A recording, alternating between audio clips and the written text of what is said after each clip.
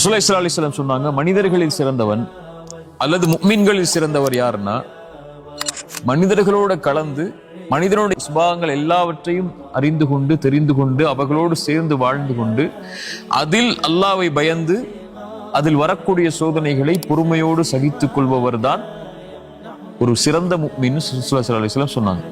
எனக்கு எதுவுமே அவதூறு வரக்கூடாது, என்ன மக்கள் யாருமே தப்பா பேசக்கூடாது, மக்கள் என்கிட்ட எல்லாருமே நல்லதா மட்டும் தான் நடக்கணும், நல்ல விஷயங்கள் மட்டும் தான் என் காதுல விழணும், நான் யாரோடையுமே கலக்க மாட்டேன், அதனால எதுவுமே எனக்கு தேவையில்லைன்னு சொல்லி ஓரத்துல ஒதுங்கி உட்கார்றதை விட மனிதன் இயல்பான மனிதனுடைய சுபாவங்கள் கொடூரமான சுபாவங்கள் இருக்கும். எந்த ஒரு மனிதனும் பெரும்பான்மையான மனிதர்கள் நல்லவை விரும்ப மாட்டாங்க. இன்னொரு மனிதரை பற்றி நல்லதை பேசுறதை விரும்ப மாட்டாங்க. இன்னொரு மனிதர் உயர்றதை விரும்ப மாட்டாங்க. இன்னொரு மனிதர் கண்ணியமா இருக்கிறத விரும்ப மாட்டாங்க. அல்லது அவருக்கு இல்லாத ஒன்று அவருக்கு இருக்கும்போது அவர் மேல அவர் பொறாமை கொள்வார், வெறுப்பு கொள்வார். இது மாதிரி பல சுபாவங்கள் மனிதர்களுக்கு இருக்கு. இந்த மனிதர்களோடு வாழ்ந்து கொண்டு அவர்களிடமிருந்து வரக்கூடிய சோதனையை அல்லாஹ்விற்காக யார் பொறுத்து கொண்டிருப்பாரோ அவர்தான் சிறந்த முஃமின்னு ரசூலுல்லாஹி ஸல்லல்லாஹு அலைஹி வஸல்லம் நமக்கு எடுத்து சொன்னாங்க. ரசூலுல்லாஹி ஸல்லல்லாஹு அலைஹி வஸல்லமுடைய தோழர் அபூ தர்தா ரலியல்லாஹு அன்ஹு அவங்க இடத்துல ஒரு மனிதர் சொல்றாரு, அபூ தர்தா, நான் மனிதர்களோடு இருக்கிறேன், சில நேரம் முள்ளில்லாத பூக்களை போன்று என்னுடைய வாழ்க்கை இருக்கு. அவர்களோடு இருக்கும்போது சில நேரம் முள் மட்டும்தான் இருக்கு, பூவே இல்லை. சில நேரம் நல்லா இருக்கு மனிதர்களோட வாழும்போது, சில நேரம் ஏண்டா வாழ்றோம்னு தோணுது. மேலும் சொன்னாங்க, அவர்களிடத்தில் நல்ல முறையில் நடந்து கொண்டால் நல்லா நடந்துக்கிறாங்க, நடக்கலன்னு சொன்னா அவ்வளவுதான் நீ இல்லாமே ஆகிறன்னு கூட நினைக்கிறாங்க.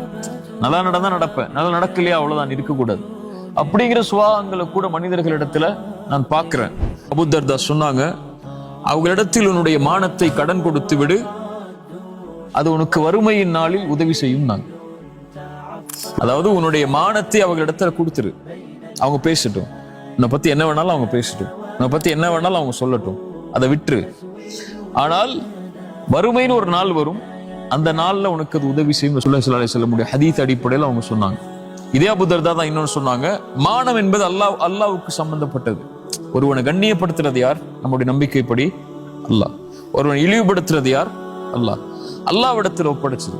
உன்னை குறித்து ஒரு மனிதன் தவறாக பேசும்போதோ, உன்னை குறித்து ஒரு மனிதன் தீயதாக பேசும்போதோ, அல்லது உன்னோடு ஒரு மனிதன் சண்டை போடும் போதோ, அல்லாஹ்விடத்தில் அதை ஒப்படைச்சிரு.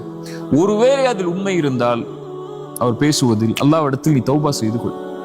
தௌபா செய்து கொண்டு நீ பாவ மன்னிப்பு கேட்டதற்கு பிறகும் உன்னை பற்றி மனிதர்கள் தவறாக பேசினால் அது அல்லாஹ்விடம் இருந்து வரக்கூடிய சோதனை, அதில் பொறுமையாக இருந்தான். சுப்ஹானல்லாஹ்.